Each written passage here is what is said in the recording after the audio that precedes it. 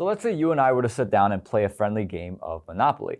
However, I was the one in charge of making all the rules, printing all the money, and of course, multiple game-changing factors, which by the way, you have no idea about. Doesn't sound very fair now, does it? Now, I'm not saying that the government is our enemy, but it seems that throughout the years, especially recently, more and more of our money is being taken away, and 99% of us have no idea how it's being done. So that's why in this video, I'll be covering 3 major ways that the government has been recently taking more and more money from their citizens, and all this information pertains to this year of 2021. Now, first and foremost, let me say that I'm not one of those individuals who believe that we shouldn't pay any taxes whatsoever in any scenario. However, I do believe that if we the people are to be taxed, it should be minimal with proper representation, along with high levels of accountability to ensure that those funds are being stewarded properly to the right places. However, I am one of those individuals that do get nervous when the certain authorities that be start taking money from the people in ways that we may not be aware of. So with that being said, in this video, I'm going to talk about the 3 ways that governments may be taking our money without us even knowing. And that brings us to point number 1, which is inflation. Now, right out of the gate, some people may say,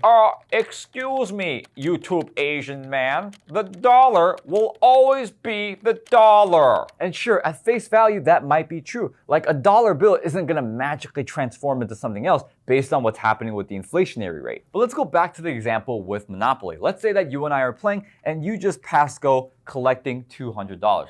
Pretty sweet, right? But what if I just started printing tens of thousands of dollars in Monopoly money, and because there's more currency circulating the game, the cost to buy these houses and the hotels shoot up significantly. The result will be, sure, your dollar is still a dollar, but the purchasing value of that dollar will decrease significantly, making it much harder for you to buy the houses and the hotels. Because at the end of the day, inflation does not imply the amount of currency circulating in the economy, but according to Investopedia, the truest definition of inflation is the decline of purchasing power of a given currency over time. So with that said, let's talk about today, the year of 2021, because, well, it just so happens that our inflationary rate for the last 2 reported months have been at 5.4%, which, by the way, is the highest since, you guessed it, 2008. And also pair that with the fact that in just 2020 alone, approximately 21% of all currency in circulation were printed just that year. And despite Federal Reserve Chairman Jerome Powell saying that our inflation status is only transitionary, many economic experts will actually say otherwise, along with thousands of points of data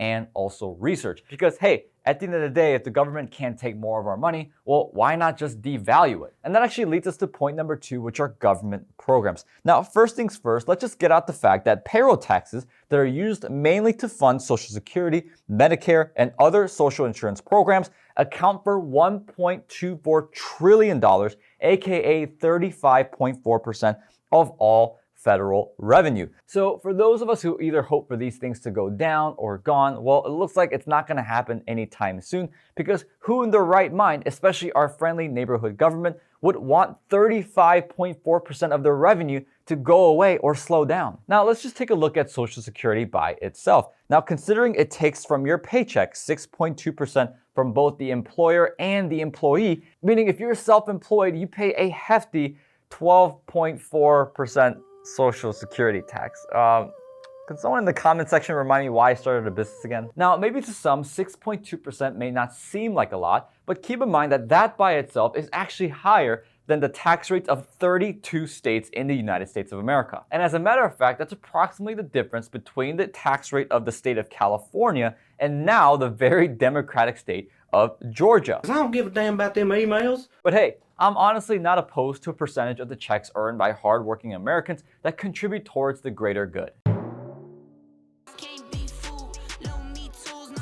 No, but in all seriousness, if the money is being stewarded correctly and we're actually helping people, all the while we're not creating a system where we're financially punishing those people who work hard and actually contribute to our society, hey, why not, right? So having said that, let's go ahead and answer that question. What is happening with that 6.2% being taken out of our paychecks every single month? Now, a small town local news outlet known as the Washington Post published an article just 3 days ago on the status of Social Security. As a matter of fact, the article went on to say the trustees now project the OASI fund will be insolvent in 2033, meaning that there will be enough income to pay out only 76% of scheduled payments. Now, what's even crazier is that the article goes on to show real numbers by stating, as of July, the average monthly Social Security payment for just retired workers was $1,556.72.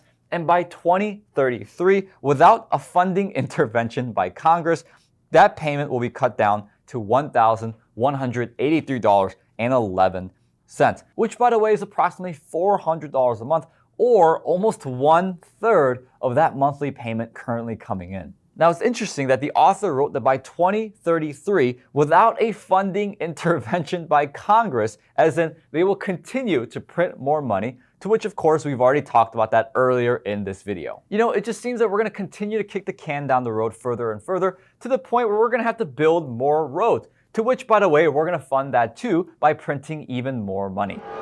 Now, guys, in all seriousness, here's what I find just really sad. And it's the fact that the likely payment of just above $1,000 by the year of 2033, and of course, quoting the same article I referenced earlier, is going to be the primary income source for 57% of all Americans out there, along with the fact that 38% of Americans who have not retired yet believe Social Security to be their primary income source once they retire. And that, my friends, is one of the main reasons as to why my brother and I love making YouTube videos that help people learn financial truths, financial literacy, investing, and overall help American families keep more of their money to be able to pass on to their kids. Now, with that said, let's go ahead and move on to the last and final point, number 3, which are taxes. Now, I know this seems like the most obvious one, so I'm going to make this very short, and I'll do it in the form of asking you one single question. And that question, my friends, is, do you know exactly all the taxes that you pay on a week-to-week, month-to-month basis? Now, most people would answer that question by saying that, well, there's,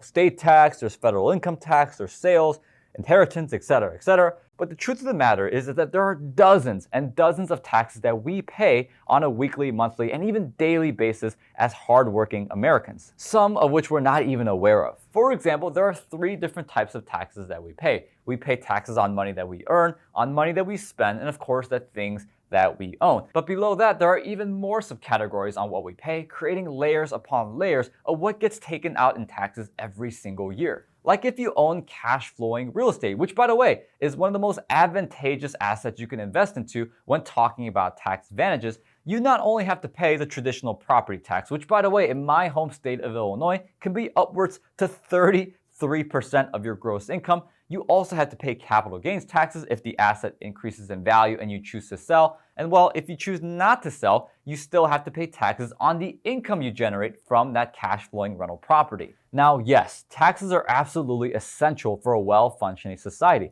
but oftentimes it can actually end up hurting the people that it's trying to serve. And at the end of the day, I think I speak for everyone in saying that we all want to pass something down to our children and our children's children while creating a comfortable living, not only just for us, but also our family and our communities as well. Now, with all that said, guys, if you're interested in our channel creating another video, but along the lines of how we protect our money from all the things that we talked about in this video, feel free to let us know your thoughts in the comment section below, along with giving this video a thumbs up. I also encourage you guys to share this video with your friends because at the end of the day, a more well-informed society is a stronger one. And of course, that aligns with the vision here that we have at the Kwak Brothers, which is for every American family to have one day a financial peace of mind. So with that said, guys, let us know your thoughts in the comment section below. Give this video a like, share this video. And with that said, guys, I'll see you in the next one.